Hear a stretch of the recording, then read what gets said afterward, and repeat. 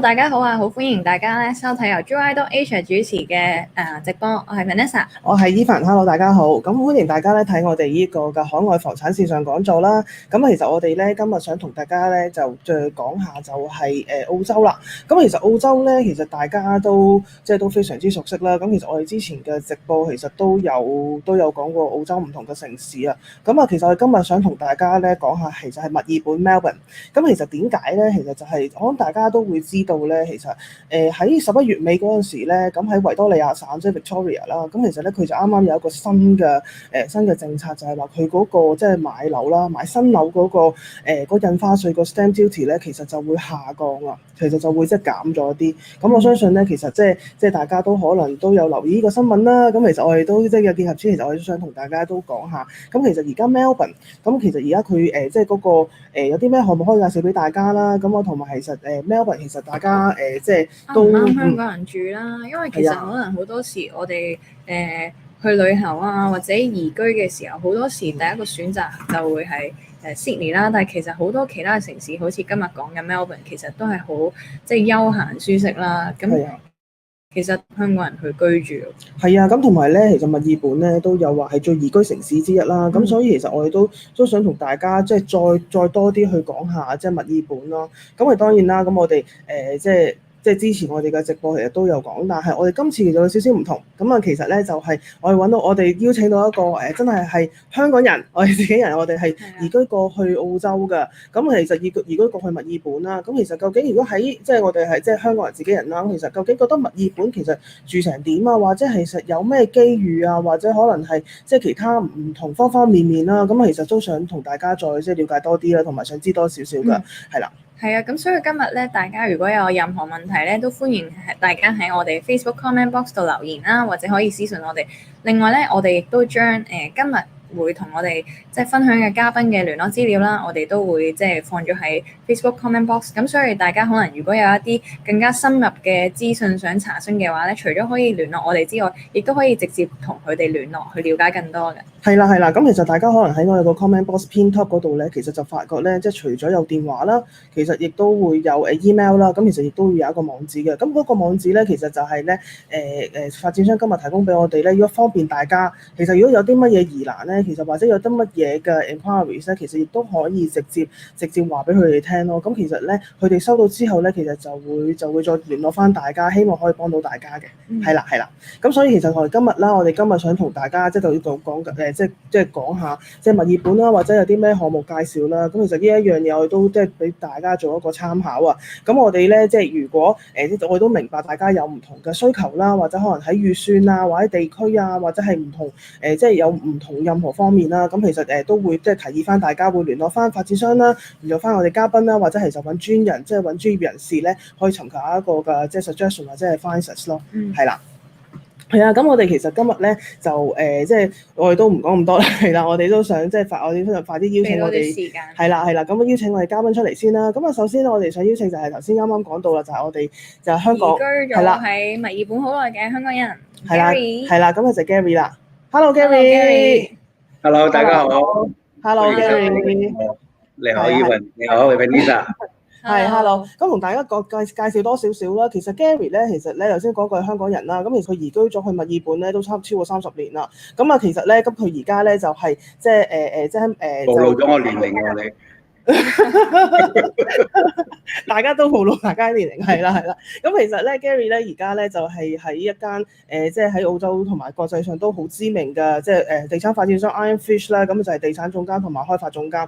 咁啊，其實我哋都想借此呢個機會咧，其實都想同阿 Gary 都即係偷下師啊，其實有啲咩即係房產投資 tips 啊，有啲乜嘢嘅即係秘訣啊嗰啲咁嘢。但係最主要都係想即係了解多啲，身為一個香港人點解即係會去到 Melbourne 啦。咁另外就係住咗咁多年，即係覺得 Melbourne 係一個點樣嘅城市，同埋適唔適合即係香港人去居住。因為其實最近香港人都即係好對移民都有好多即係查詢啦等等。係啦，即係大家都明白，可能即係尤其是即係呢一年裏面咧，其實大家都好想揾地方，即係揾地方去，都想改變一下個生活環境啦。係啦。咁或者首先或者麻煩 Gary 可以同大家即係介紹下自己先啦。係咯，唔該晒 Gary。首先我有少少驚嘅，聽你哋兩個之後，因為我嚟咗咁多年咧，我啲廣東話冇你哋咁流利㗎，所以而家大家聽得唔係咁順嘅時候咧，希望大家包涵先，因為你哋香港講嘢係比較快，速度係快少少嘅。哦，我哋 get 到嘅 Gary， 我哋講慢啲，我哋 get 到嘅。咁你都講咗啦，即係我本身嚟咗澳洲Melbourne 幾廿年住喺度。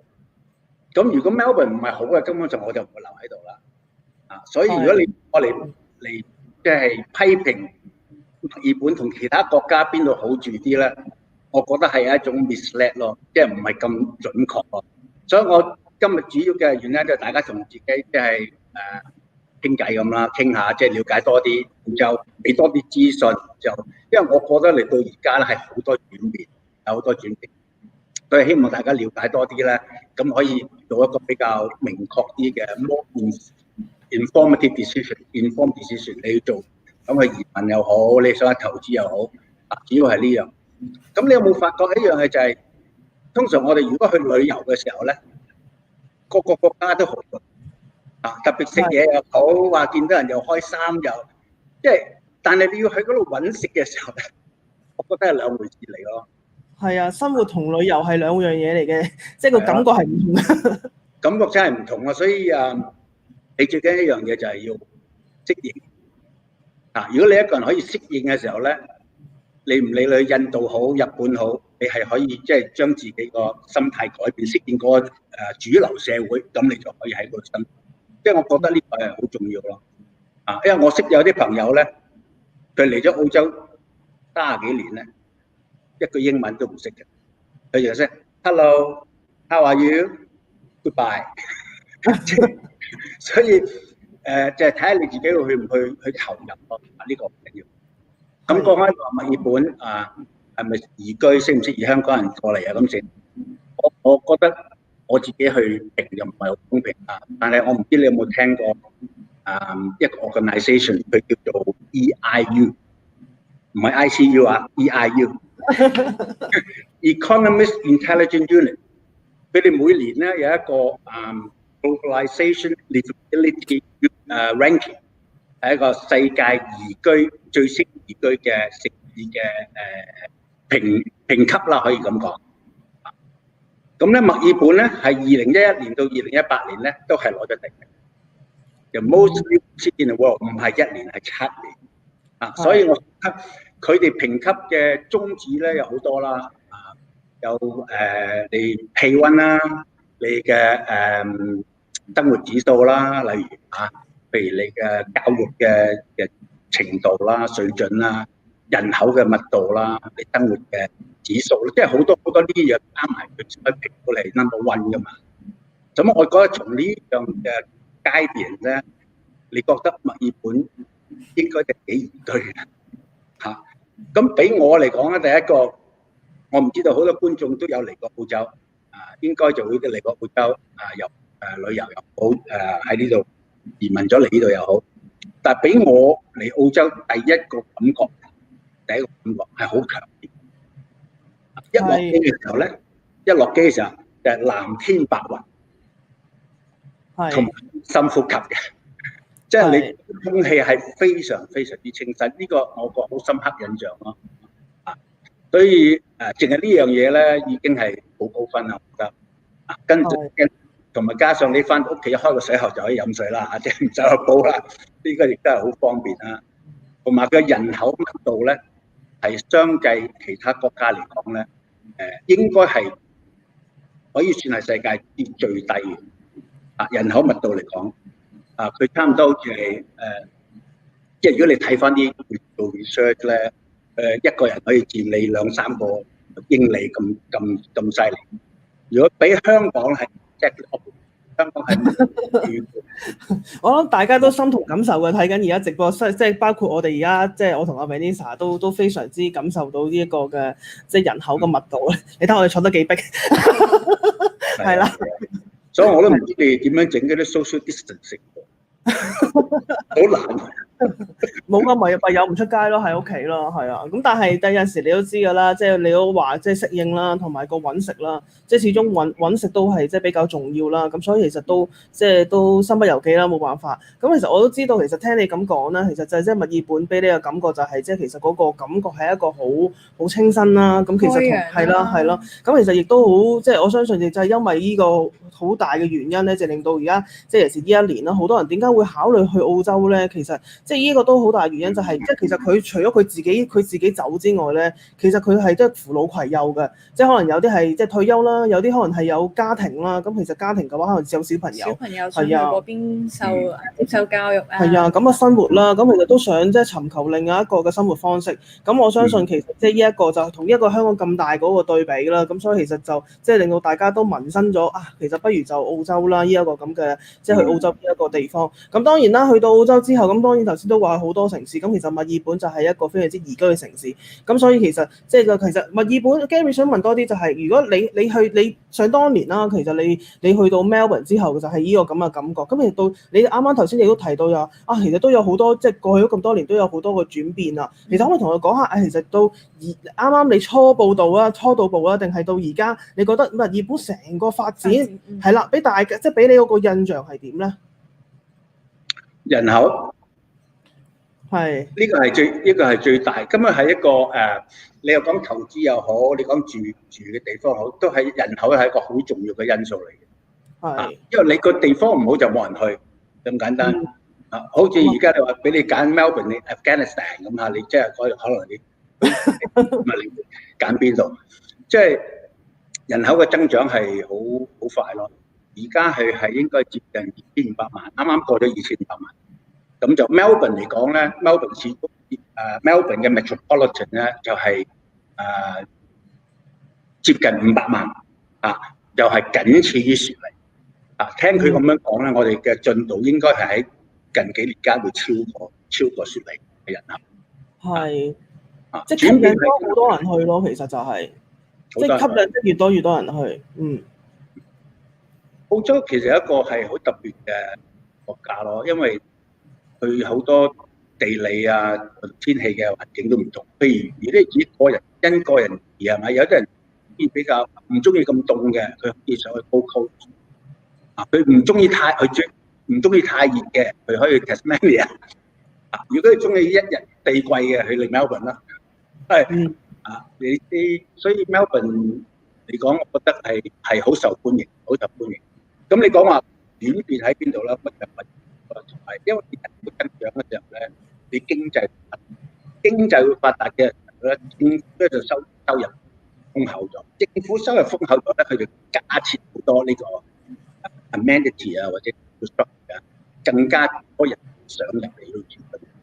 如果你就一聽阿 Grant 會即係介紹多啲呢個 research 咗啲太多嘅 data 就係關於澳洲嘅最近啲咁嘅嘢。有一樣嘢我係最中意嘅，最近聽到嘅就係個 airport link， 因為個 airport link 係佢每一個國家都唔同。你每次去一個地方旅遊，你去如果我喺機場要去市中心要幾耐啊？都係問呢個問題。有啲真係搭2個鐘車，有啲係又貴。咁而家政府已經係 commit 咗咧去做呢個 city link 呢個 airport link 咧。就會將嗰個市區同埋個機場拉近，咁會多咗遊客，經濟又會蓬勃咗，又會多啲人會移居嚟。係，因為其實我之前都有嚟過即係墨爾本啦。咁我其實咧，即係除咗你話嗰個 City Link 嚟緊會起之外，其實另外一個喺即係墨爾本俾我好大嘅印象，其實就係佢嗰個 Light Rail。咁其實佢嗰個輕鐵咧，其實佢就貫穿晒成個即係市中心啦。咁即係為成一個遊客，咁我梗係去 Melbourne 嘅 CBD 啦。咁其實佢有嗰啲即係輕軌咧，其實係非常之方便，其實去四通八達嘅。其實佢直情係某一個區係最中心點嘅 CBD 咧，直情係免費添。即係其實你係免費衝上去咧，咁你就可以去翻即係當然啦，去到某個 area， 你知落車咧就唔使錢嘅。咁當然你要再遠啲，咁梗係要俾錢啦。咁其實呢個係我好大嘅，即係好大嗰個印象就係嗰個方便啊。因為其實即係講真，大家都係即係其實就算即係住到去邊陣時，香港人我哋自己啦，其實住希望方便啦。即即係我做咩都係要方便啦。即係其實唔好話係咪快定係迅速，即係最緊要就係方便就手。咁其實我呢個係我好大，即係嗰個交通方面嗰個方便係好大嘅印象咯。呢個係冇錯。不過幾方面都好啦，我覺得都係唔夠香港咁犀利啦，即係嗰啲嘢，呢都冇得比較啊，因為你又係人口嘅問題。但係我覺得就係因為澳洲人比較 relax 少少嘅嚇，同埋個 demographic 嘅問題佢大啊嘛，所以佢興建呢啲嘅追求同埋嗰個金錢上面係會係仲大咗少少咁。但係如果你compare翻即係冇得比咯，我哋咁多年前嚟，而家嚟緊冇得比，因為本身個城市咁嘅吸引力咧，而家你依行咁先算啦呢樣嘢。依方面咧就係好隨便嘅，我哋唔需要話真係要着 LV 先可以見得人啊！你食咁啊，而家根本上出嚟嘅時候，你差唔多要揸成個鐘頭車，仲要排隊先可以飲一次。係就好唔習慣嘅嘢。但係而家嚟講咧，東南西北方式嘅菜式最好嘅 Michelin 㗎，乜嘢都有好方便去食得到。所以因為你吸引到咁多 high-end 嘅 restaurant 過嚟呢度開，個人口多咗。話行就好似我哋所講嗰啲交通啊，好方便。同埋佢根本上 Sydney 嗰度有呢個 free band 嗰個 loop 咧，你都知啊，你嘅嚟講係啊，嘅，好少國家你有搭車唔使錢嘅喎，免費嘅。咁同埋而家佢加咗好多，好似呢啲咁樣令你應該會會繼續會發達落去咯。係啊，咁其實咧，但係我都即係都感受到呢一個唔同。咁其實我都你啱啱講咗嗰個適應呢兩個字，其實係非常之即係我覺得好重要。即係無論你去邊度都好啦，其實即係例如話可能話生活方式咁，始終都係同香港冇得比。咁呢個我哋係明白。咁但係亦都咁講，香港嘅生活方式同埋外國嘅生活方式根本係截然不同，就係因為大家可能而家考慮緊移民嘅朋友，就係因為佢就可能想改變自己而家嘅生活方式，所以先諗住去其他國家，好似澳洲、好似墨爾本咁。咁其實去到一個新嘅地方，咁難度真係要好似跟翻以前係啦，一樣都係要咁，我可以咁講啦，要趕頭趕命啦。咁其實去到一個外國新嘅生活，即係無論可能我讀書、我退休、我生活、我做嘢，咁其實就係另一個新嘅模式咯。咁其實呢一個就係呢個可能就係佢哋要去揾嘅，就係我每日都係即係休閒，但我又唔係話我都係有生產力嘅，但係我係可以感受到一個生活同埋我工作可以分開嘅。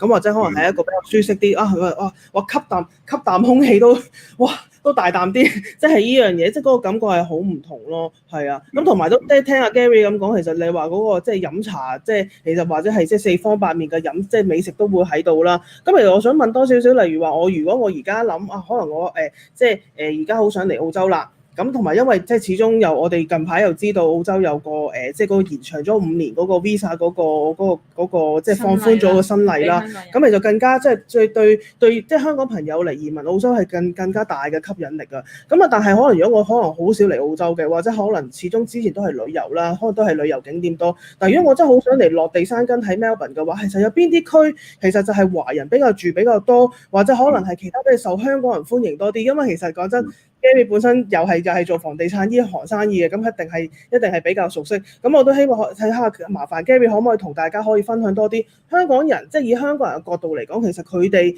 嚟到墨爾本第一次踏足嚟墨爾本嚟住啦，其實佢哋會揀邊啲區多啲，或者係有啲乜嘢嘅原因，或者有啲乜因素令到佢會揀嗰區咧，或者有啲咩特點？係，因為即係有時可能移居去到外國啦，咁好似頭先 Evan 講就話，咁當然係想有一個完全截然不同嘅生活方式啦。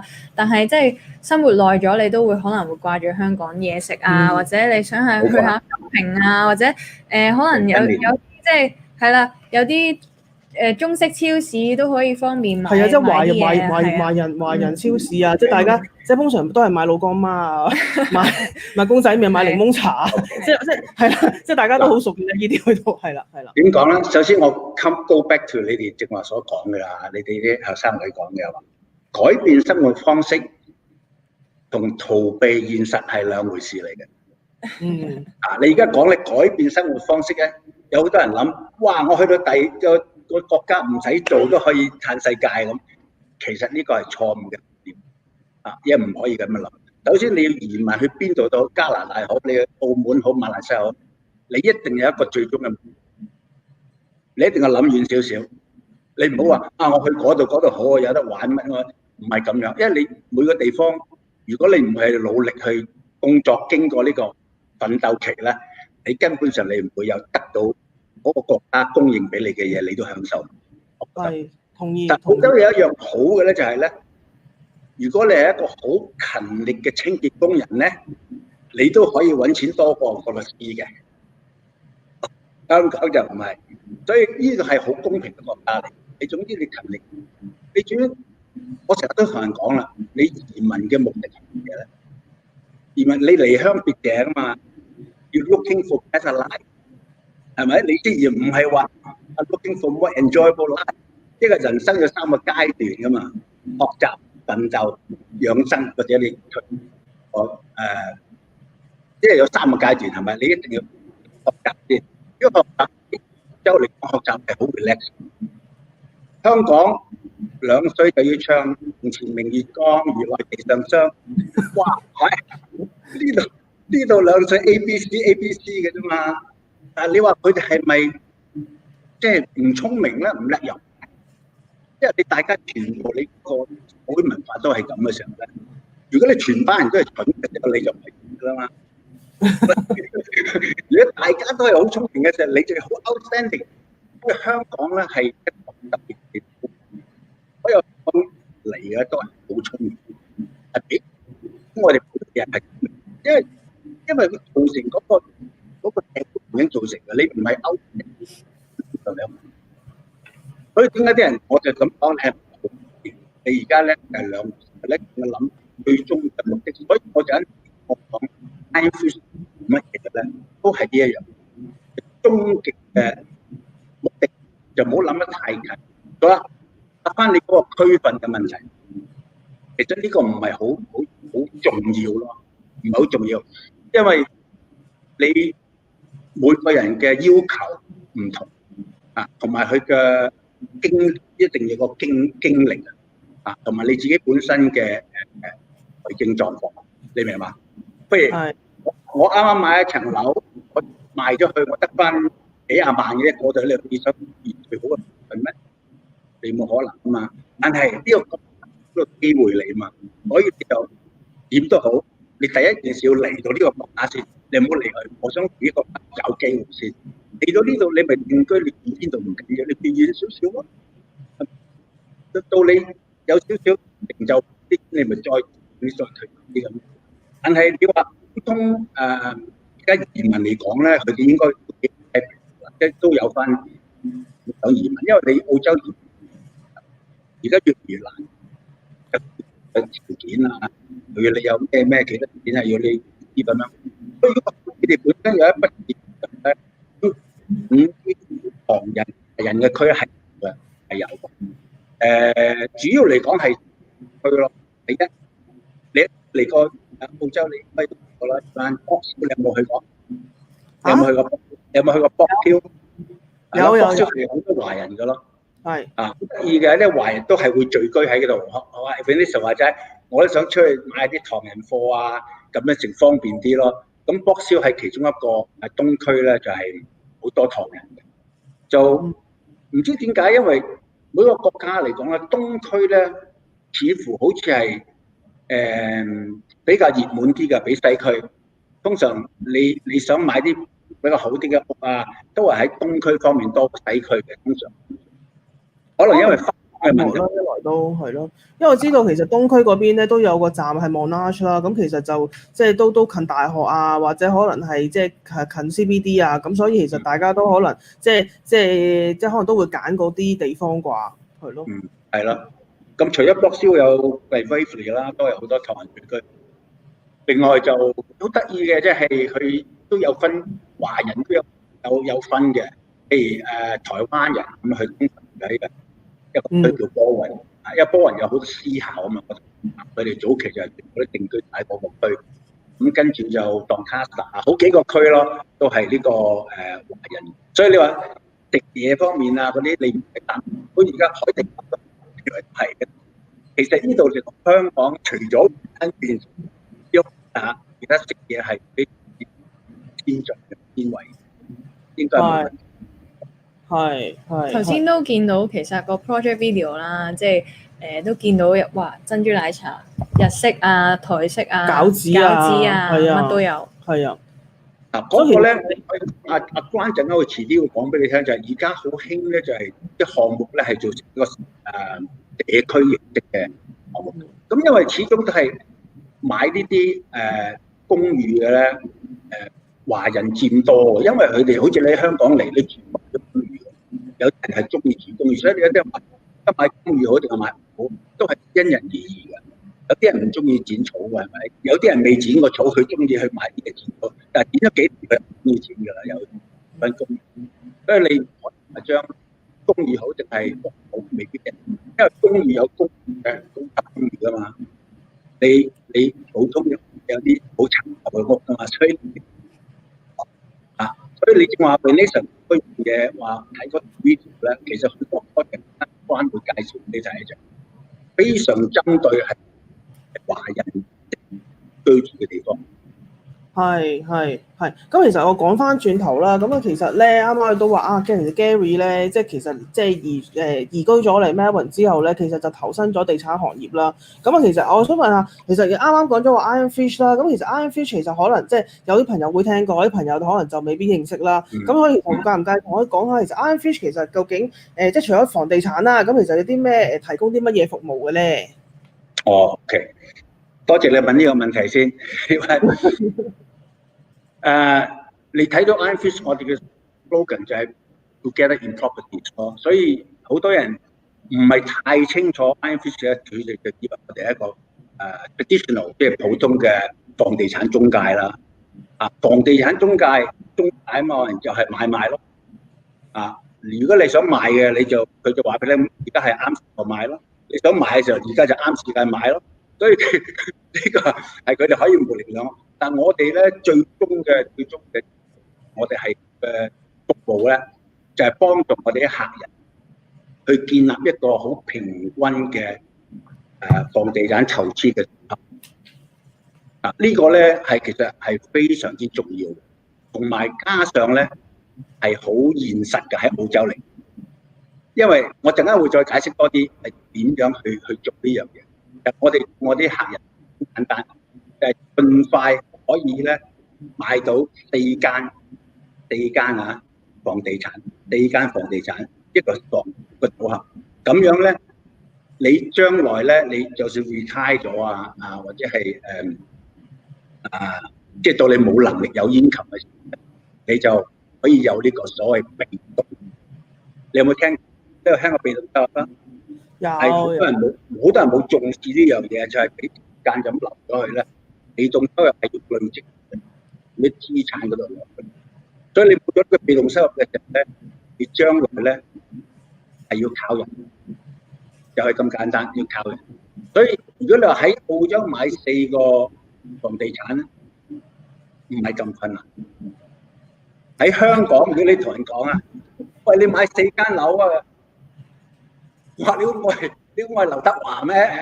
即係啲人覺得好似係你明星，你先可以做到呢樣嘢咯。其實唔係咁困難嘅。即係講落咧，我又可以解釋俾你聽係點解唔係，因為需要好多制度咧，佢係幫你去做呢樣。你淨係睇呢個 LVR 即係我哋叫 LVR 嘅value ratio 啦。我諗香港係叫 LTV value to ratio，LTV 係咪叫 LTV 啊？唔係太。你話 long value ratio， 咁就意思就係我哋呢度咧可以做到80%，但係香港而家佢個制度咧係非常之嚴格嘅，佢呢個係核地炒樓咯，呢樣嘢香港人好興噶嘛，我哋即係今日買出年賣嗰啲咁啦。而家佢做咗呢啲咧，就防止你係做呢樣嘢咯。但係澳洲係政府有好多嘢係做出嚟係幫助你啲人入籍。好似而家你講嘅 stamp duty saving 佢係 stimulate 將呢個刺激個經濟噶嘛，啊幫助省錢啊。所以主要嚟講，即係答你個問題咧，我哋公司除咗幫你去建立呢個平衡嘅呢組合之外咧，我哋係會有貸款嘅，我哋亦都會有commercial 嘅，即係譬如如果你買咗好多嘅私人嘅屋宇啦，你想買一啲商業嘅，我哋會如果你話仲有我哋會有property management 啦，可以我哋或者譬如喺外國喺香港話咁，我夾硬買樓，買咗之後你點樣去租出去俾人，我就會有一個 management 幫你處理。即係其實主要咧，即係聽你咁講啦，其實 Ironfish 咧，其實即係唔單止係一個嘅即係地產係啦，咁亦都係即係幫人哋去即係嗰個即係資產配置啦，亦都教你可能同你即係俾啲 advice 啊，其實你咁投資會好啲，即係啱啱其實 Gary 都同我哋講咗4間。即係唔係咁難嘅啫，係啦，唔係咁難，係啦。咁其實咁如果聽你咁講，其實即係除咗資產配置之外，咁當然啦，都係主要圍繞翻即係4間或者可能係房地產項目啦，係啦。除咗即係自己住啦、自住項目之外，其實商業嘅項目佢哋都會有啦。咁同埋另外就係更加好似而家疫情啦，大家飛唔到去澳洲，有時都會話想飛下過去睇下自己間屋住俾啲人住成點啊。但係而家飛唔到咧都唔緊要，因為佢哋都有一啲即係管理嘅服務，物業管理啦，係咯。咁其實睇即係講咗咁多都係管理啊，或者嗰啲服務。咁其實會冇即係自己開發個項目咧？即係其實如果以一個即係地產嘅即係咁大間咁公司嘅話，相信都應該會有涉獵一啲即係地產開發個項目，即係屬於即係你哋自己即係起出嚟嘅項目，係啦。呢個問題都問得好好，點解？因為我哋需求嘅問題咧，我哋本身係我哋本身裏邊有好多職員啦，好似居委嗰樣啦，我哋好多 member 嘅。咁我哋喺2013年嘅就建立咗 IFD，which Balwyn。咁我哋而家首先都有幾個中型嘅項目啦。首先第一個就係我哋同你所講嘅喺博銷嗰度咧起咗2棟我哋叫馬大廈啦，咁樣叫大概有一間公寓，有100間酒店。嗰陣係2017火嘅，而家已經全部入晒火㗎啦。佢嗰兩啱啱起正呢個博銷 shopping 嚟嘅 Denisa。如果你嗰邊呢度住咧，帶你過去睇下，一行落去就可以買到online貨㗎啦，方便㗎。同埋我哋起嗰啲大廈咧，通常係 self-sufficient， 即係佢頂會有泳池啦，有運動場啦，有即係所有你需要嘅嘢喺本身嗰個樓宇裏邊已經有。另外我哋就喺城市側邊嗰度咧，亦都起咗2個 Melbourne Village。Melbourne Village 係 Melbourne Village。Melbourne Village 就差唔多喺個市區隔一條街咁啊 ，CBD 隔一條街咁。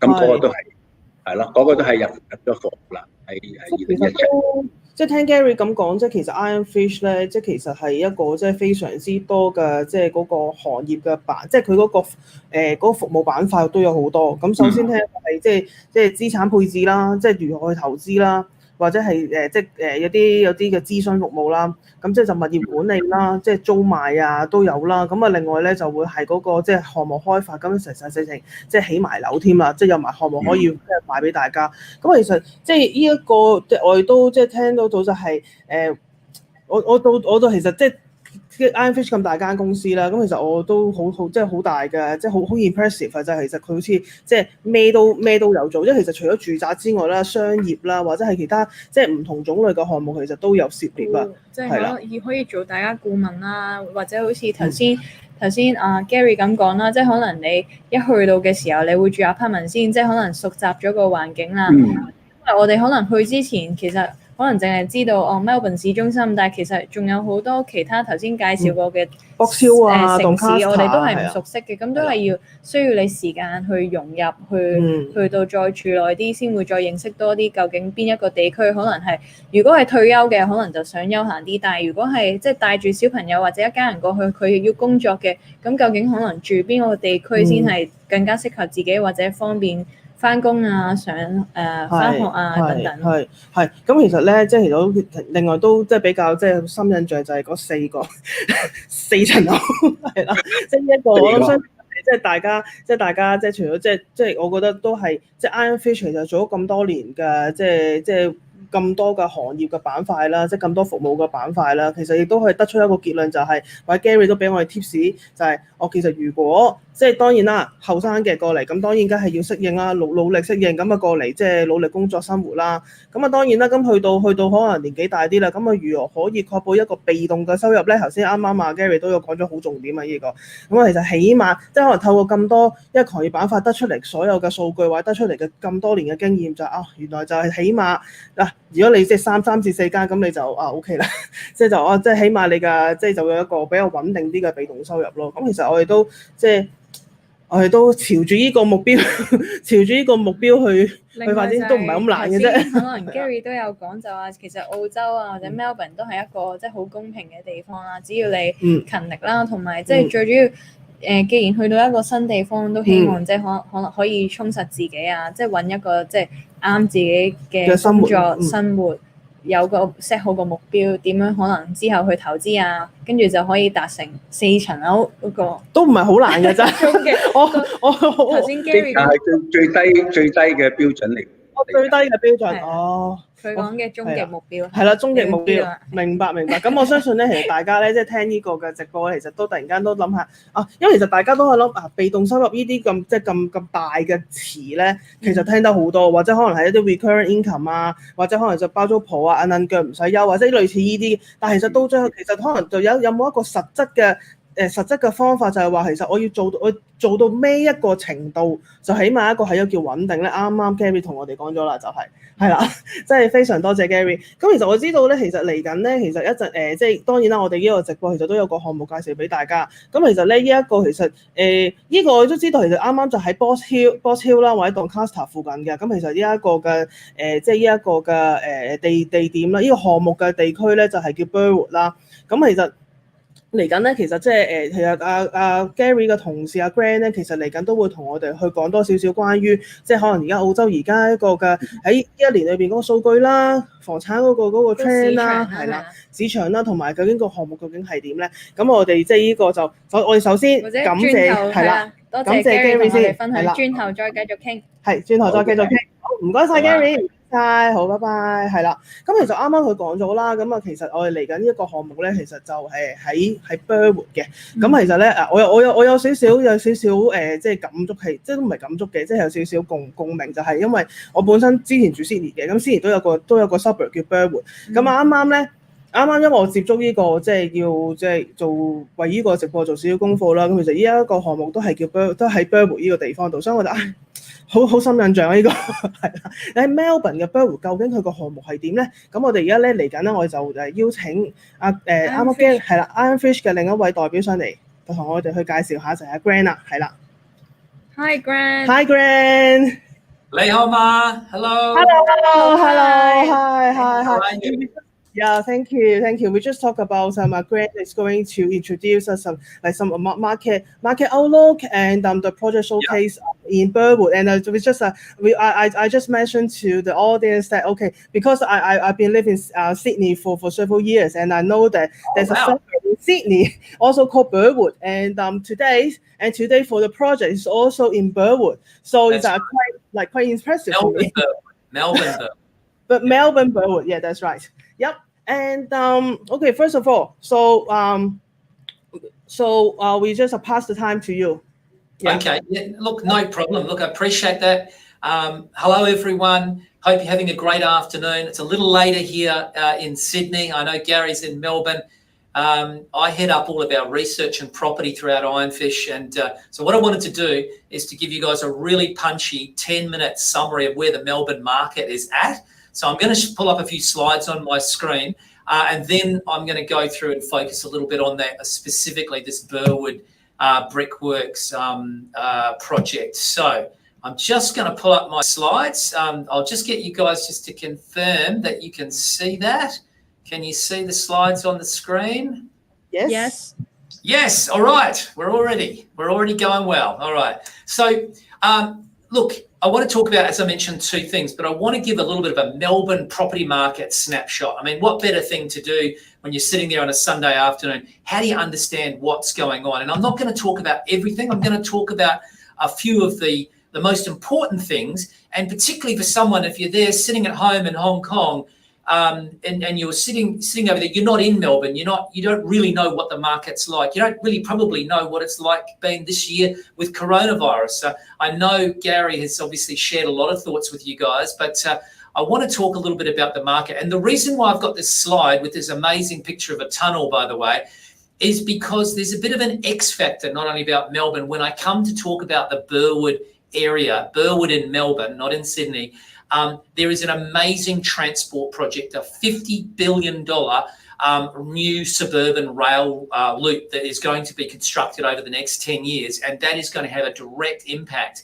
with Burwood. And I'll talk about that later on. That's just something extra special that you may not have known about. But let's talk about the market first of all. The first thing is, look, it hit us here in Australia and pretty evenly across Australia, but predominantly in Sydney and Melbourne were a little bit hit harder. But what we had was there was obviously some unemployment, or temporary unemployment, if you like. But the key point is that in October, I haven't even included November, but basically 75% of all those jobs have been recovered. And what was really interesting was in October, there were 180,000 new jobs, not dollars, created.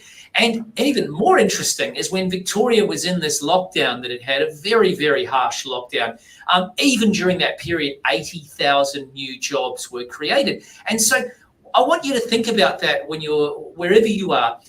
What does that mean for the property market? You would think, my goodness, what's happening? But I can tell you, life is pretty normal all around Australia right now. But apart from the Melbourne lockdown, even in spite of that, consumer confidence has soared.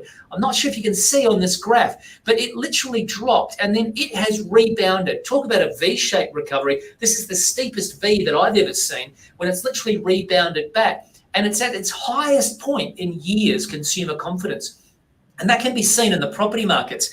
I'll just read you out one little comment here. This is just literally yesterday. Saturdays are the big auction days in Australia. And in Melbourne, for example, what they're saying is a lot of potential buyers are feeling remorseful. They missed out when the markets were weaker early in the year. With low interest rates and everything, we've got owner-occupiers. It's not just investors, everyone. It's actually, this market at the moment is led by owner-occupiers and first home buyers. And for the last 4 months, the volume of investor lending has increased month on month. So there is big competition coming. On a general economy front, though, the head of our CBA bank, the largest bank in Australia, Matt Coman, said the speed of the recovery, this is economically with the whole of Australia, it's been faster than we'd anticipated and a whole lot better than we'd feared. We were previously forecasting 2.75% GDP growth in 2021. Now that's 4.5%. You're looking at it literally doubling. And I think you're going to see a lot more in the press about this if you're following this issue. But the economy has bounced back strongly. Now, I wanted to mention something, particularly for an overseas audience. I wanted to give you a bit of a perspective about Australia, because there's a lot of talk about international migration and the impact, because a lot of that has obviously stopped. But let's just have a look at the facts. The first one is that before COVID, roughly 10,000 people each week were arriving from overseas. However, we had about 6,000 people leaving Australia each week. Australians going overseas to work or live or whatever. And so the net overseas migration intake was about 4,000 per week, which is around 200,000.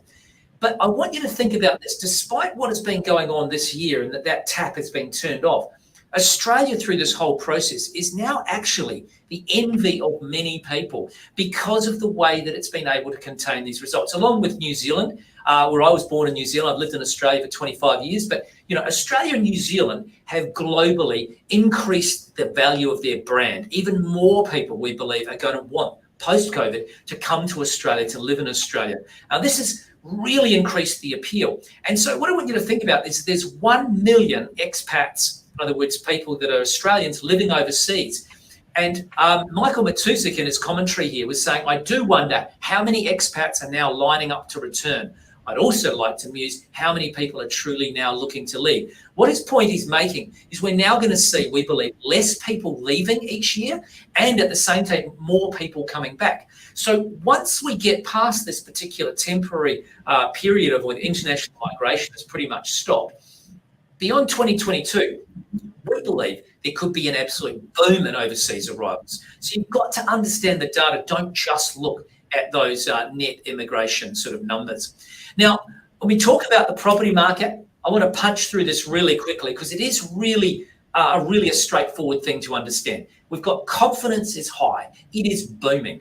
And not surprisingly, there's a particular research index called the Time to Buy a Dwelling Index. In other words, what do most people think? If you interview 1,000 people, what would they think? Do they think it's a good time or not a good time to buy a property? Well, that reached 8%, which is a huge increase. But more importantly, it is the highest rating for buying a dwelling since November 2013. Now, this is really extraordinary. Now, a lot of it has to do with low interest rates, but it's also got to do with that economic rebound that we pointed about. Now, in Melbourne, literally yesterday, an auction clearance rate of 74%. The Sydney and Melbourne markets are very, very triggered and can be easily measured by auction rates and what's happening. And yes, it took a dip, particularly through obviously the lockdown sort of period, but it has bounced back incredibly strongly, and it's hovering at about that sort of 75% mark. And what that means, it means that most properties that come to market are selling, but it's not just they're selling. What we're actually seeing is we're seeing more and more people out there, more buyers than there are sellers. Now, this is a real concern because what we're seeing competition and we're seeing prices increase. And this is the reason why I just read that little quote from today's Australian Financial Review article about the property market yesterday, because what they're saying is that there's not enough properties to meet the demand. Now, that growing demand is obviously, if you're an investor, something that you obviously want to get in early on. And how is that measured? We can see that things like days on market. How many days does a property take to sell? We go back to October, just over 12 months, 14 months ago, it was averaging 34 days. Now that's a pretty strong market.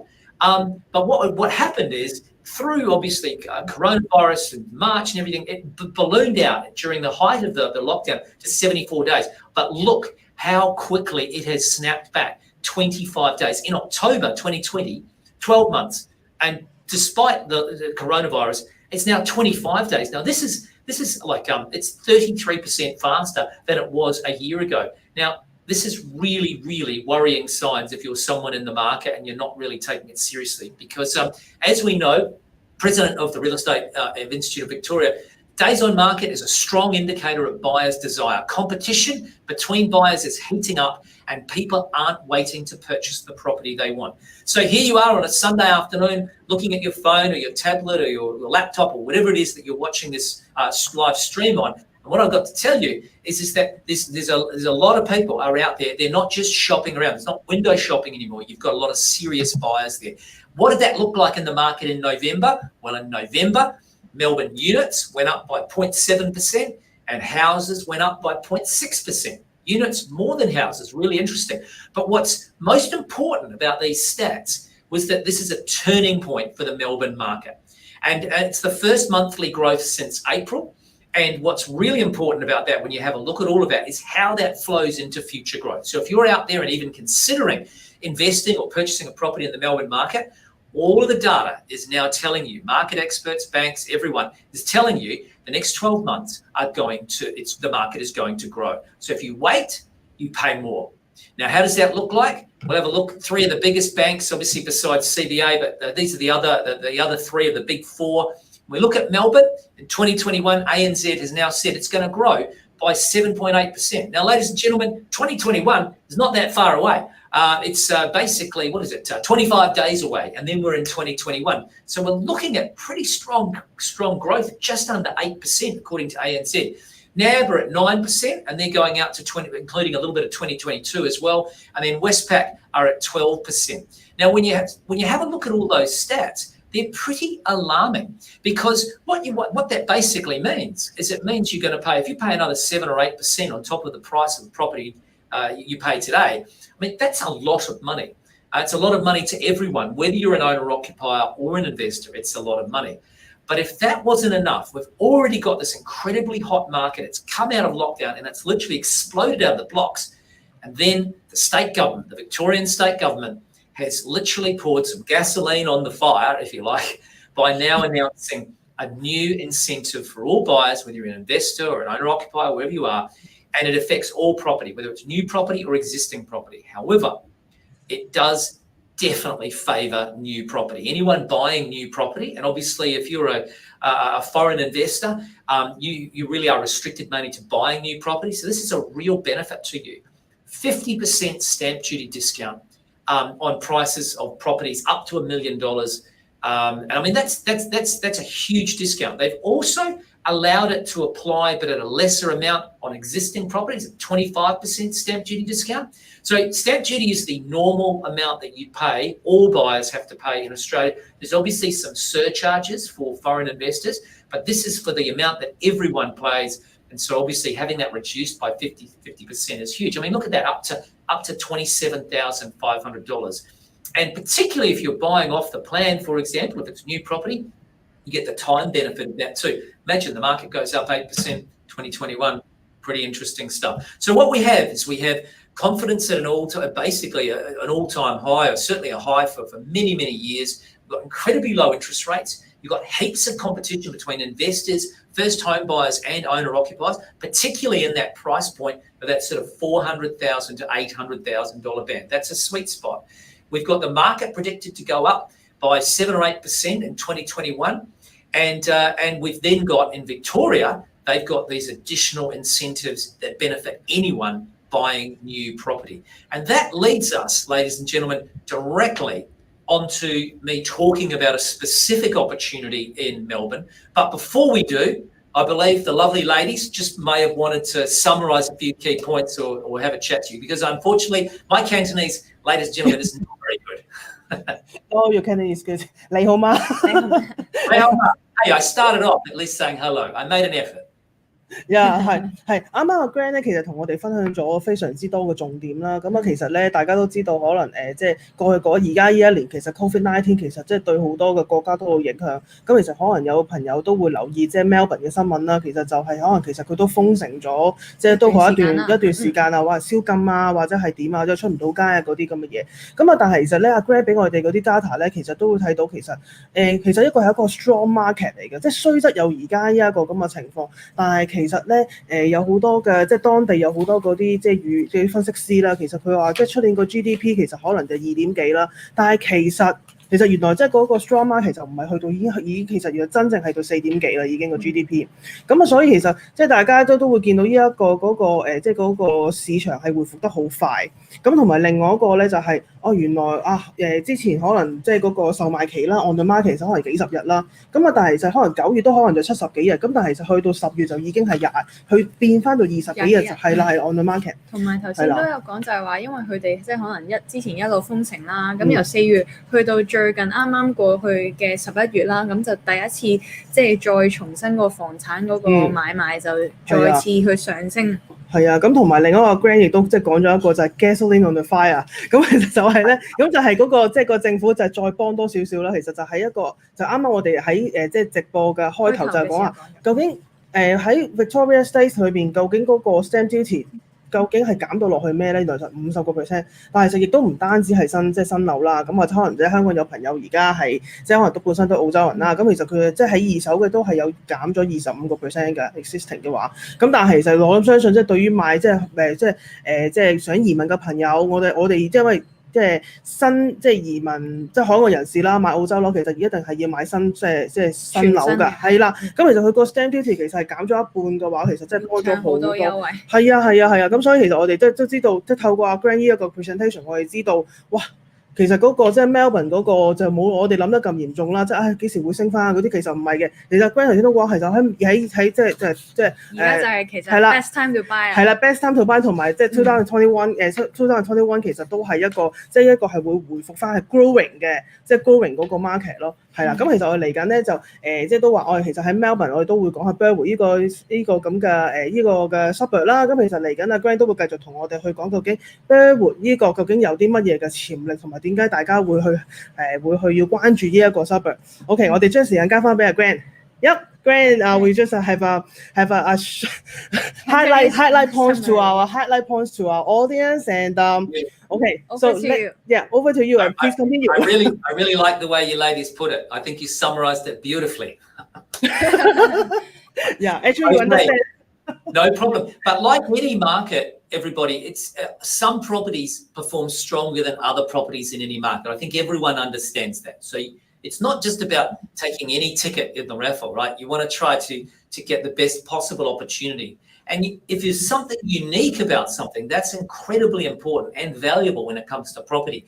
So when we're talking about this Burwood project that we're talking to you about today, the Burwood Brickworks, right?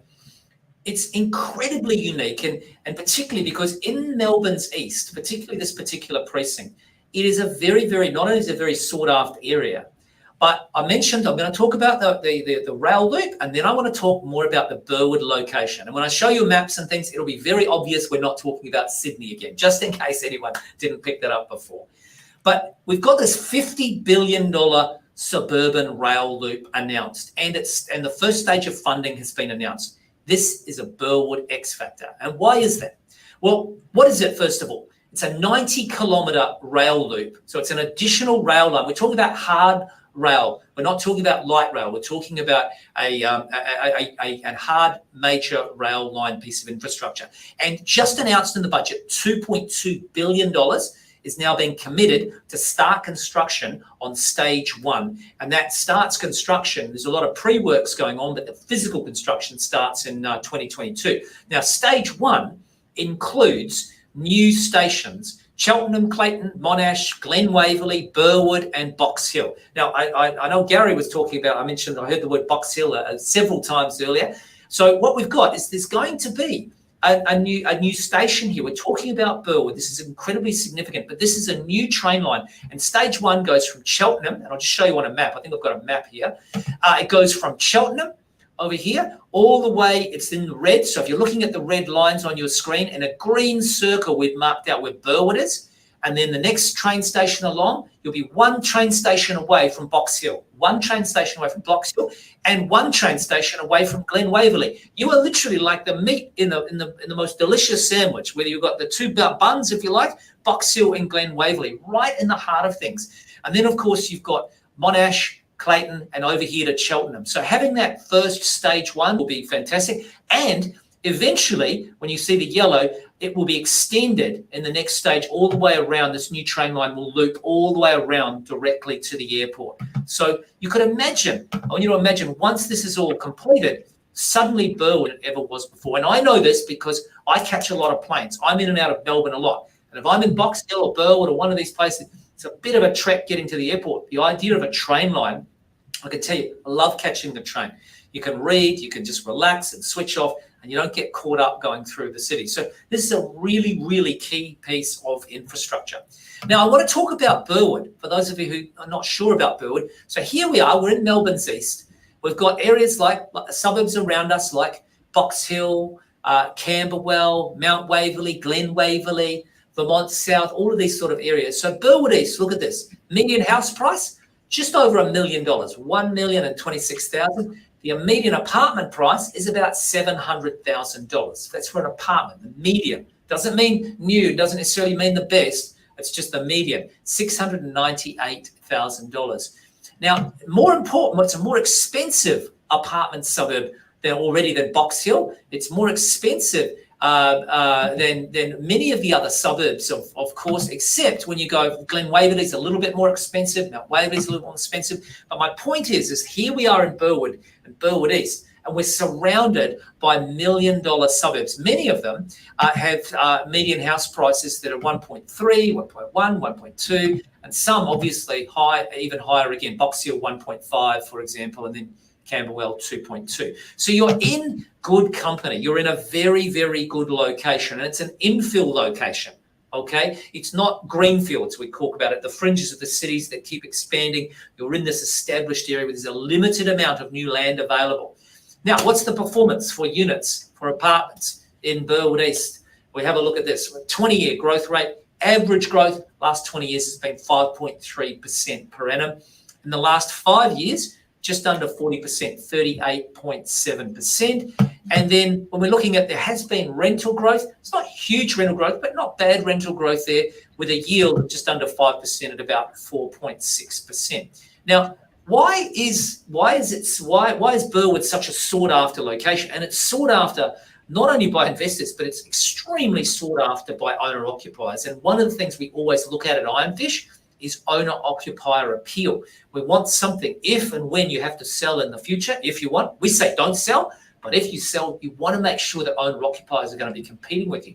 Now, this is an aerial shot through Nearmap, and it was in September, but look at this. You can see there's virtually no major parcels of land available. I'm talking about not just little blocks, I'm talking about decent blocks where you can do an amazing master plan type environment. And if you have a look at it, and it's circled there, that is the Burwood Brickworks site. It sticks out on a satellite map because it is so rare. And if we go and have a look at this, oops, sorry, I've just gone ahead on a few slides. Here's a nice shot where you can see it's an actual photograph looking back at the city. You can see Melbourne CBD in the background there, about 16 kilometres from this site. We've got Deakin University, less than 2 kilometres away, just up the road. You've got Box Hill, 4 kilometres away, just over further sort of northeast. And then what we've got, even Chadstone, for example, is about six kilometres away, you know, the largest shopping centre in Australia. That's over there as well. But look at the sheer size of this master plan community. So I'm just going to go back and show you again. Remember the satellite map, and then have a look at how big it is here.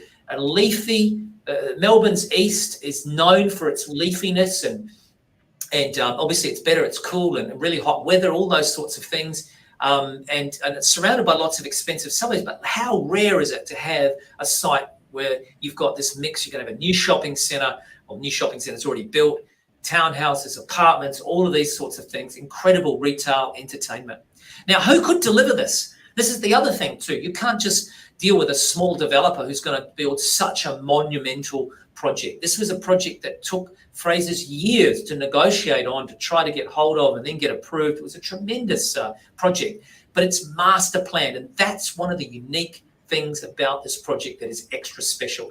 Now, Fraser's property, you'll know there's Fraser's, they run a whole series of hotels all over Asia. You can see here, there's Fraser's Suites right there in Hong Kong. If you Google them, you'll be able to find them. So they're in over 80 cities globally, but they're one of the oldest developers in Australia since 1924.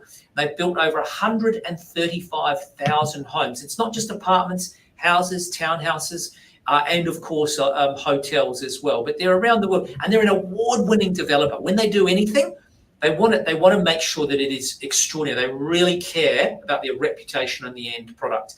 This image is a project in Sydney that they completed. It was a JV joint venture with Sekisui House, another incredibly large developer out of Japan. And it was judged the best tall building in the world only a few years ago. And they're an award winner. They've won lots of awards and all around Australia. I'm not going to go through all of these because they develop all over Australia, in Western Australia, in New South Wales, in Queensland. They develop in, obviously, in Victoria. So all around Australia, there's this incredible sense. And they always make sure their projects have something very unique and very high quality about them. Now, this project, this master plan, this 22 hectare master plan, I want to say that again, 22 hectares, this site. It is huge. I'm not sure if there's any 22 hectare sites in Hong Kong. I suspect not, but 22 hectares here is incredible. Now, it's anchored by this amazing 13,000 square metre dining and entertainment precinct as part of the Brickworks shopping centre. So you've got obviously a large format Woolworths, very upmarket sort of supermarket. There's obviously about 40, nearly 50 specialty stores. There's cinemas. So all of this is available within this self-contained neighbourhood. You don't even need to go out. And I think that was in one of the opening videos. It was a video where you would have seen a lot of this. I mean, this is one render that I really love. You can see everything is environmentally friendly. Everything is sustainable in this place, and it is beautiful.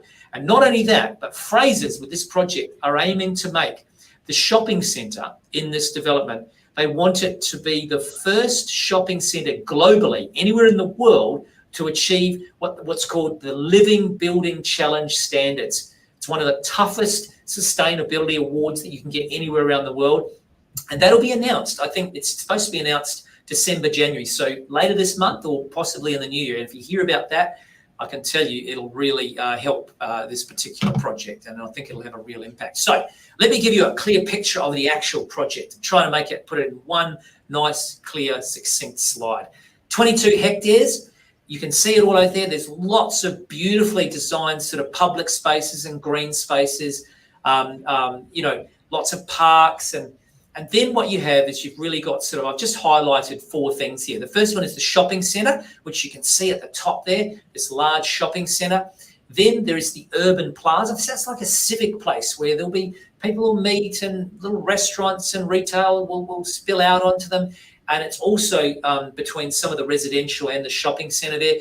And then it all flows down, all the way down to this village green, this incredibly large park, and it's going to have probably little concerts and all sorts of things happening there, but it's an incredible sort of environment. And then there's a lot of townhouses. Now all these townhouses, relatively they're not cheap, between most of them between 1 million and 1.5, and then pretty much nearly sold out. I don't think there's much left in that at all. Now when it comes to getting a property in here, the Ardent Collection, you can see this just on the top right there, the Ardent Collection is the name of this latest apartment release, and there's not really much available in this entire master plan. So what is it?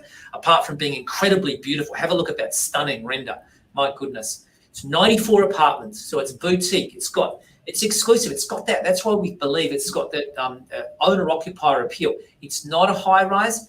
What it is very much a low-rise. It's only 5 levels, and it's going to be completing. It'll start construction middle of next year, and it's going to complete in 2023. So again, think back to what might happen in the property market. People are predicting this is one of those markets where if they are right, then obviously people potentially can make money off the plan. Look at this, 1 bed, 1 car from 435,000, 2 bed, 1 bath, 1 car from 555,000, 2 bed, 2 bath, 1 car from 620,000. Really, really well priced. But what I thought I'd do is I'd just give you an idea of a couple of example apartment floor plans and pricings, because sometimes when you say these from amounts and things, you kind of go, yeah, but what does that really mean? And so here's a couple of examples. So I've got one on the left, Arden apartment 305, level 3. It's a 2 bed, 2 bath with 1 car, 78 square metres internally. Now for Melbourne, 78 square metres internally is a really, really good size, but it's not only that. Look at 16 square metres external, 94 square metres. And if you have a look at the square metre rate, it's only $8,500 a square metre. Now, this is one of the great things for this quality of this developer and this kind of a suburb and everything else. The median apartment price in Burwood East is just under $700,000. And yet here you can get a 2 bed, 2 bath with a car, brand new, very spacious, very good design. Look at that, separated bedrooms. You come in, you've got 2 bathrooms. Are really nice. I'm going to show you some renders shortly about the project, including this feature dining table. The kitchens are really beautiful. And just the way that it all flows out, you've got a proper, spacious living area. These aren't pokey apartments. And that's a 2 bed, 2 bath, 1 car, 667,000, fantastic value. And then, of course, here's another one, level 1, 64 square metres. So this is a 2 bed, 1 bath, 1 car. But again, look at it, separated bedrooms, really spacious living area. There's incredible. There's no wasted space in this. $555,000, $8,672 a square metre. And that's really one of those things. You've got to be careful. If you don't know the right questions to ask, you can easily, by speaking to this agent and that agent and everything, everyone's going to be trying to tell you that their project's amazing. But what you've got to do is you've got to be able to, how do you actually measure that? And you've got to be able to measure the quality too. And quality is not just what's in the brochure. It's what it's going to look like when it's finished. And this is one of the great things about Frasers. Having worked with them for more than 10 years, we have over 800 Ironfish clients who've invested with Frasers as well. And you know, it's over 40 projects. So we've got a lot of experience with Frasers. And it's not only getting the right projects, it's making sure you're getting the right apartment for yourself too, and the one with the right potential. So this is the project, not high rise, boutique, 5 levels, really, really beautiful. And I'll just flick through. I want to show you a few renders because I know the guys might want to have a bit of a summary, and I think we're going to do a Q&A or something at the end, I believe. But have a look at this for some of the beautiful common areas. There's lots of really great breakout areas for this. This is one of the sort of the lobby areas. I mean, look at this. This is the private dining room and a lounge area. Really beautiful. But this is, Frasers always make things look like their renders. This isn't just a render and then you go and you see the finished product. I always say there's 2 risks when you buy off the plan. The first one is will the project actually get built, okay? Because quite often there's projects that are sold. Well, not quite often, but there are projects that are sold that may not eventually. And then you lose out on an opportunity. You still get your 10% deposit back because that's secured in a trust account in Australia, very secure by law. You can never lose your 10% deposit off the plan. But will it get built? Will they have that opportunity cost? And the second risk is really around quality. Is it actually really good? Because if you buy something really good off the plan, when it's finished and it's really good, well, it's logical that you're going to obviously do well. But Frasers, like I said, over 10 years we've been working with them, and they just do an amazing job. I mean, look at this. This is, again, one of these breakout sort of areas, common areas, beautiful. And only 94 apartments share these facilities, okay? This isn't a huge building. It's a fantastic commercial-sized gym that everyone has access to. I know I would certainly be using this if I was downstairs there. And look at this, these vaulted ceilings and these lovely sort of again, these common areas. I mean, it's really an extension of your apartment, and that's one of the things to take advantage of that Australian lifestyle. You know, the weather and being able to that indoor outdoors type environment is very, very crucial. And this is the sort of handcrafted dining table that's built into the bench top and everything we talk about. Beautiful finishes, timeless, really elegant, and you know, obviously stone bench tops and shelving and all sorts of things. I mean, yeah, stunning finishes. And here's just a shot, obviously, of a living space. So, yeah, this project, incredibly unique. I want you to think about it. There aren't many genuine infill sites in around Melbourne. And I'm not talking about the greenfield suburbs or some more industrial suburbs that are converting. I'm talking about your blue chip, absolutely premier infill established suburbs. And in Melbourne's east, as I showed you on the aerial map, Burwood is one of those. But you add the new train station, and you add that one train stop away from Box Hill, one train stop away from Glen Waverley, being able to get to the airport. You add all of that on top of what this is. Once this is built, never again. And this is one of the last apartment stages in this amazing project. And I think people will do incredibly well here, particularly as I shared with you some of the data generally on the market. But as we said, not all properties perform the same. You want to get the right property. And it's not just getting something, you know, Frasers is fantastic. We're very careful here at Ironfish. As I mentioned, I'm our property and research director. So for any developer to work with us, we have to be incredibly confident of the product that they deliver and the service. And as I mentioned with Frasers, we've been working with them for 10 years now. We've done more than 40 projects together and more than 800, it's actually nearly 900 Ironfish customers. And so we're all about delivering value, but you can buy a property from Frasers, but if you've got Ironfish, our services and everything as well, and those services are for life, it's just a whole lot more. And I'm not sure if anyone mentioned earlier, but Ironfish is the exclusive agent outside of Frasers. Obviously, people can talk to Frasers directly, but Ironfish has an incredible and long-standing relationship to try to get all of our customers in, to get them the best opportunities as early as possible. So I think that's pretty much all I wanted to share, ladies. I'm not sure what you're wanting to do now, or do you want to do a bit of a summary again? You did a great job last time. Thank you Grant。OK， 其實頭先啱啱個 Grant 同我哋就介紹咗 Burwood， 即係Burwood Brickworks 啦。咁啊，其實佢講咗幾個要點。咁當然啦，我哋有個又唔會重複一次。我哋講幾個 highlight 啦，咁同大家講下。咁首先咧就係即係呢一個嘅地點啦。咁啊，其實咧佢一個好特別首先佢附近嗰個 infrastructure 其實係即係係一個大係啊，佢嗰個新嘅鐵路啦，咁就係完全係可以貫通到附近嘅大學啦。咁我覺得最好嘅就係可以去到機場啦，咁即係好方便大家去可能之後控制時間啊，或者無論係即係可能 business trip 啊，或者去旅行啊，咁都可以好易就控制到。同埋你都知道，即係鐵路沿線嘅地方，雖然就都會升值啊。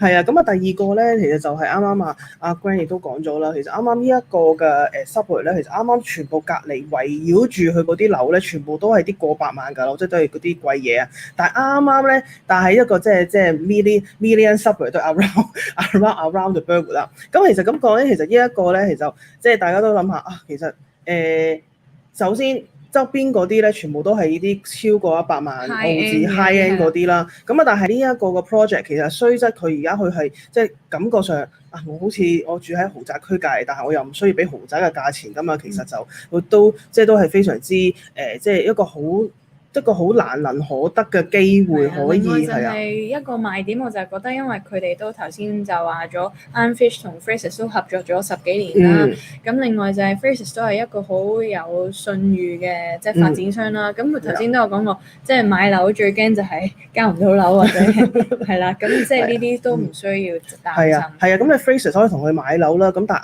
Ironfish 其實就係一個即係一個 lifelong 嘅一個 service 啦。咁係啦，咁佢其實即係一個都係一個頭先我哋同阿 Gary 都講咗啦，其實即係有唔同嘅，即係 Ironfish 其實都有唔同嘅行業，即係佢哋嗰個服務板塊啊。咁啊，所以其實咧，即係揾一個即係信得過嘅公司啊，信得過嘅即係代理咧，去幫你無論係即係管理物業啦，係啊，同埋嗰個即係資產配置啦。咁啊，其實應該係即係咁講係另一方面嘅一條龍服務咯。咁其實呢一個都係一個即係大家可以考慮呢一個嘅即係呢一個嘅項目啦。咁啊，即係除即係一個唔係成日有嘅機會啦。咁同埋我講下啦，其實點解頭先我哋講話豪宅嘅地段，但係又不是豪宅嘅價錢咧？其實咁啊，呢個咧其實阿 Grant 同我哋講咗啦，其實呢一個即係Burwood Brickworks 咧，咁其實佢嗰個 collection 叫做 Arden 啦。咁啊，其實咧佢就即係有94個 apartments 啦。咁啊，其實佢見到佢嗰啲相咧，其實全部都低密路㗎，即係 5 level 即係5層嘅啫。咁啊，其實咧就而家當然啦，而家就起緊啦。咁啊，大概咧就喺即係2023年年中咧，其實就會起完啦。咁啊，當然啦，咁我講下價錢啦，咁啊最實際啦。咁其實咧就有1房或者2房可以揀啦。咁其實1房咧最低嘅入場費咧就係即係澳紙嘅43萬5。咁其實圍翻起港紙咧，當然1對6啦，對好計啲啦。咁大概都就係260幾萬，即係260幾萬港紙起。咁就算我要去到咧，即係比較大啲嘅單位啦，可能係即係2房2次1車位啦。咁其實佢就係即係澳紙嘅62萬。咁其實佢圍翻起港紙啦，咁啊就大概370幾萬。咁其實就即係諗下，即係370幾萬，其實就可以喺一個豪宅嘅地段，或者一個比較即係 high end 嘅地段去住啦。咁所以其實即係大家都可以即係考慮下。咁同埋如果有啲咩問題，或者想知道多少少個 floor plan 啊，或者可能係有其他嘅即係好即係 specific requirements 啦，其實可以都去即係 comment 我哋啦，即係留言俾我哋啦，私信我哋 GY.Asia 啦，或者可能係直接即係 contact 係啦，攞到佢哋 contact。係啦，直接了解。係啦，有 email 啦，有電話啦，咁同埋其實亦都有一個網址咧，大家可以撳入去啦。咁其實就會即係就會可以填翻你嘅 inquiry。咁啊，其實咧即係 Ironfish 其實佢都會好樂意咁去答翻你咯。係啦。咁我哋又叫埋 Gary 同我哋係啦。Hello Gary。Hello，我仲喺度。Actually, we just have a highlight points for what Grant just introduced, sharing us like how amazing the Burwood Brickworks. Yeah, it's a kind of like this is improving. Yeah, he totally understands what we are talking about. Yeah. We should talk about this. Kind of the project itself is located, situated in the prime location, the high-end location, but with like very acceptable, very good price. Like from Australian dollars, like 435,000 up to like 620,000 up Australian dollars. It's kind of like 2.6 million Hong Kong dollars to 3.7 million Hong Kong dollars. So it's a really good price for us. Normally the Hong Kong property price is more like it's around like 10 million. 10 million. Now you know why I said that you can buy 4, yeah? Yeah, so that's why Gary the investment tips is like, okay, get the buy 4 properties in Australia is not that difficult, and with that 4 properties in Australia, then you can have the in the recurrent income, so you don't have to worry about that. It's very stable after even after you retired. Do you know what's the easiest way to buy 4? Why? You buy 1 first. You're going to start with 1. Okay, yeah. Yeah, and start with Ironfish first. Yeah. Yeah. Well, you just need to get the right property too. It's very important. You want the first step to be a good one. Yeah, exactly. Yeah. So for coming up, and we have some like question to ask Gary and Grant, and okay, basically, is the project the Burwood Brickworks is freehold? Gary, please. Yeah. Grant, please. Yeah. Grant, please. Yeah. Grant or me? No, Grant? You answer this one in Cantonese, mate. Just make sure everyone's clear. Okay. 其實澳洲嘅房地產大部分都係freehold 嘅，好少 leasehold， 除非你有好似係Crown Land 啊，或者係Church 啊，佢或者有少少 restriction， 但係所有我哋去介紹嗰啲咧 ，at least 都係freehold 嘅。明白，唔該 ，thank you, Gary. So next question will be we ask a question to Grant, and Grant, so what's the buying procedure? So how much deposit like our audience have to pay if they're interested in the Burwood Brickworks? Yeah, so when you're buying a property in Australia off the plan, and same in Melbourne, it's a 10% deposit. Okay, that's the 10%, and that 10% deposit of the purchase price that goes into a trust account. And as I mentioned before, in Australia, we've got very, very strict laws of processes of how things, all right? So governments, no one can touch, all right? So basically, if you put the 10% into a trust account, it doesn't go to the developer, it goes to this specific bank account that's set up for basically both of you.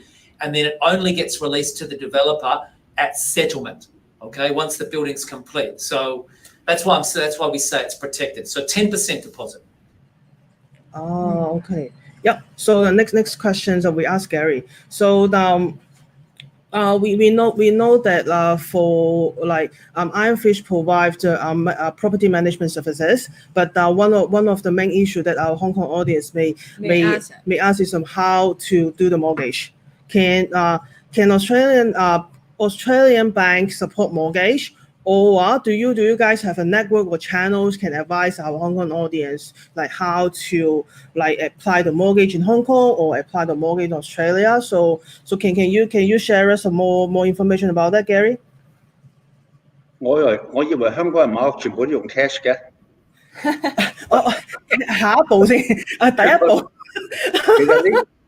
其實你呢個問題係問得非常之好咯，因為澳洲嘅 banking 銀行嘅體制咧係好健全嘅，好似阿 Grant 正話所講咧，同埋嗰個法律嗰個 system 亦都係做得好安全嘅，好健全。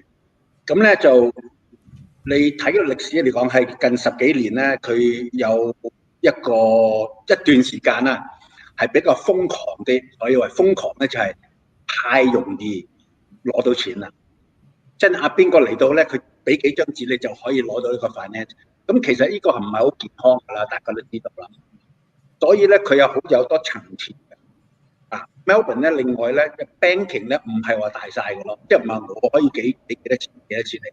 佢有一個organisation 嘅 APRA， 就係 Australia Prudential Regulation Authority。呢個咧就係睇住啲 banking。所以點解咧？就係如果你借咗錢俾一個人，喺10年之內發生咗咩事咧？你要孭飛啊！所以難聽啲講句，你要負責任呢樣嘢。所以而家喺啱啱出咗一個新嘅例咧，我覺得呢個係好 exciting 嘅 news 咯，就係 APRA 放開隻手俾啲 banking， 係由出年3月開始，啲 bank 本身自己負擔呢個責任，呢個叫做 responsible lending。呢個係好 powerful 嘅 responsible lending and responsible borrow means 你自己去負責呢樣嘢，所以變咗銀行變咗係一個正式係商業操作嘅模式去做生意咯，唔係話驚咗 APRA 唔敢借俾你啦，你明唔明？而家去睇你真係有屋有剩喺香港有屋有剩，或者你有 income 嘅，佢會 assess 每一個人嘅狀況去批俾你。所以我嘅感覺就係將來呢個 first quarter of 2021或者係再繼續落去咧，個銀行嘅錢係會鬆動好多。所以直接答翻你個問題咧係 yes 係會借到俾你。問題就係佢睇你個人嘅狀況，借你嗰個我哋所謂嘅 LVR， 就係譬如你係比較你做醫生嘅。你 income 好高嘅，我可能借到85% 俾你，我可能借到80%，呢個係我自己嘅負責咯。譬如你係冇咁多income 嘅，比較 tight 啲嘅，咁佢會借70% 俾你。咁每一個銀行佢亦都要定佢自己嘅利率啦，你自己去諗下邊個係比較適合你嗰度。希望答到你呢個問題。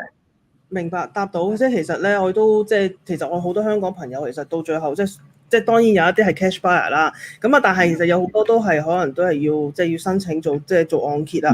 咁其實都當然啦，梗係要跟視乎翻自己即係做緊啲咩職業啦。其實佢自己個人嗰個資產啦，或者可能係自己個人嗰個即係嗰個評級啦，咁係先可以銀行先可以去即係去 estimate 到究竟佢可以就可以借到係啦，批幾多成俾你。咁所以其實呢一個其實大家當然啦，大家有好多即係再 specific 嘅問題，其實亦都歡迎大家可以留言俾我哋啦，去私信我哋啦 ，join 到 Asia Hong Kong 啦，咁亦都可以去直接去聯絡翻 Ironfish 佢哋係啦。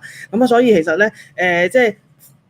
太感謝大家 Thank you Gary and thank you Grant today for sharing us so many like great news, great informations, all those offered to our Hong Kong audience. And this is a really amazing live streaming for us today. Yeah. Thanks for having us. Thank you. Thank you so much. Thank you so much. OK， 最後希望大家香港嘅朋友早日完成你嘅夢想，第時過嚟澳洲揾我飲茶。買4間。Four properties. OK. Thank you. Thank you, Grant. Thank you. 拜拜。再見，拜拜。拜拜。係啦。咁啊，其實咧，我哋都即係今日都即係都學咗好多嘢啦。即係其實我哋都收到新嘅資訊啦。即係例如話嗰個而家喺Victoria， 其實佢嗰個印花稅其實就減咗50% 啦。咁啊之後我哋都知道啊，原來即係嗰個如何最近個市場環境係點樣啊？係啦，有冇係因為大家都可能都好擔心咧，就係其實而家 COVID-19 其實即係香港受到影響，咁其實外國都受到影響。究竟其實 Melbourne 啊或者可能其他地方點？咁我今日都知道，即係透過 Grant 啊，其實都同我哋講咗話啊，其實都唔係，其實佢一個 strong market 可以即係未來呢一年。2021年咧，其實亦都會有即係都係會復甦啦，同埋亦都係會好似去翻以前咁樣啦。咁啊當然啦，另外就係 Gary 都分享咗好多即係經驗啊，或者即係一啲地區性嘅一啲資訊俾我哋啦。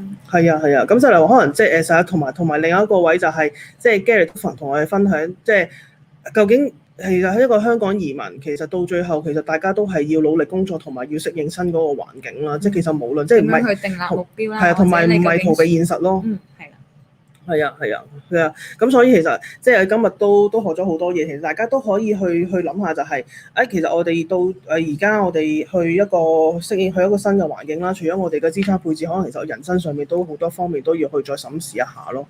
係啊，咁我哋今日嘅直播差唔多啦，咁啊，下個禮拜再同大家見面啦。好啦，好，再見，好，拜拜。